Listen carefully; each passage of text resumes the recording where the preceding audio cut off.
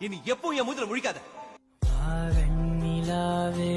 வாடாத பூவே என் வாழ்வில் மீண்டும் என ஈன்ற தாயே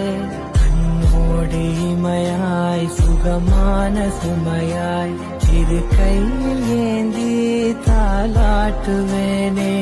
காற்றோடு தலை கோதி நதியோடு தவழ்ந்து உயிரோடு உயிராக உறவாடும் அழகே